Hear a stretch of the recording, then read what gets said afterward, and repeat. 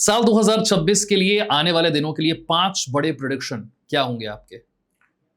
16 जून 2026 से 14 जुलाई 2026 के बीच में विमान हादसा होगा हम्म। और उस विमान हादसा में एक नेता बैठे होंगे भारत के अंदर और उनका देहात्याग होगा। साथ में भारत के अंदर बहुत बड़े लेवल का असैसिनेशन का उसी समय योग है। जो तीसरा प्रिडिक्शन का बात किया जाए तो वो एक और फ्लाइट क्रैश है। वो है 11 अक्टूबर से लेकर के 9 नवंबर 2026। इस बीच में लोगों को अपनी अपनी प्लेन टिकटें कैंसिल करनी है। उस बीच मल्टीपल प्लेन क्रैशेस का योग आता है। और जहां तक विश्व युद्ध का बात है तो ये विश्व युद्ध की शुरुआत है 2026 में और ये विश्व युद्ध अमेरिका के लिए बहुत बड़ा हार रहने वाला है। और अमेरिका के जो ओवर पावर या सुपर पावर बनने का सपना था उसके ऊपर एक बड़ा कलंक लगेगा। ये एक भविष्यवाणी है। और साथ में इस बार आप देखेंगे 18 अप्रैल 2026 से 16 मई 2026 के बीच में पाकिस्तान भी इसी जो व्यापक युद्ध है जिसमें 44 देश लड़ रहे हैं उसका हिस्सा बन जाएगा। पाकिस्तान भी उस युद्ध में डायरेक्टली पार्टिसिपेट करने वाला है।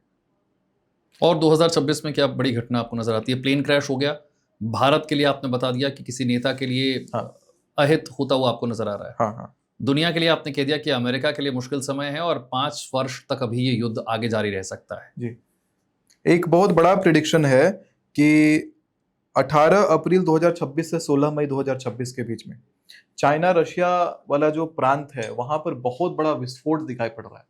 उस विस्फोट में बहुत ज्यादा मात्रा में आदमी जो है मारे जाएंगे और उसी अवधि में वहां पे भूकंप भी है। यानी विस्फोट भी है बहुत बड़ा और वहां भूकंप भी है बहुत बड़ा।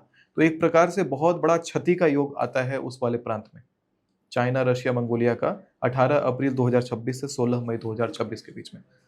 मैंने आपसे पहले भी ये प्रश्न किया था, अभी मुक्तेश्वरानंद जिनकी गिरफ्तारी की चर्चा बहुत ज्यादा हो रही है, क्या आपको लगता है कि उनकी गिरफ्तारी होगी और अगर हुई तो उसका प्रभाव देश की राजनीति पर क्या होगा? जेल जाने का पूर्ण योग है और यही जो ड्यूरेशन है 18 अप्रैल से 16 मई 2026, इस बीच में जेल जाने का योग ज्यादा प्रबल बनता है। इसी समय जेल का तांडव होने का योग है।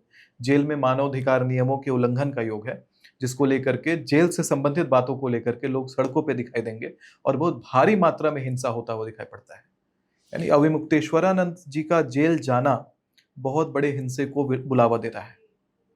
ठीक है, भारत के विश्व गुरु बनने के लिए आपको लगता है कि हम सही रास्ते पर हैं या भारत के लिए भी समस्याएं बहुत ज्यादा हैं? भारत को विश्व गुरु बनने के लिए भारत को अखंड भारत बनना पड़ेगा और अखंड भारत बनेगा जब भारत में राजतंत्र आएगा और भारत में राजतंत्र आने के कगार पे है। 5 सत्र और चुनाव नॉर्मल तरीके से चलेगा, फिर भारत में पूर्ण रूप से राजतंत्र चलेगा।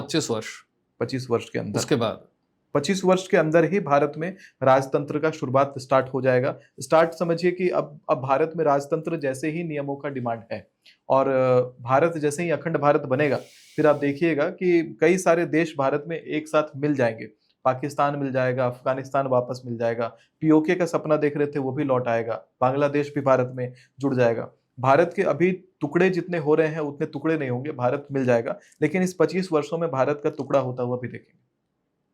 ये बहुत ही दुखद बात है कि ऐसा भी कुछ दिखाई पड़ रहा है कि आने वाले इसी 25 वर्ष के टेन्योर में भारत से और भी जमीनें जाएंगी और वो सब बहुत बड़ा कारण रहेगा कि बड़ा आक्रोश, बड़ा विध्वंस मचेगा, जिसके बाद राजतंत्र की ही डिमांड रखी जाएगी और राजतंत्र आएगा। मैं आखिरी प्रश्न आपसे ये कर रहा हूं कि हमें बहुत सारे लोग जो देख रहे हैं उनके मन में बहुत सारे डर बैठ जाते हैं आपकी भविष्यवाणियां सुन करके। कोई एक ऐसा उपाय है जो सब राशियों पर बराबर लागू होता हो और सबका मंगल करने वाला हो?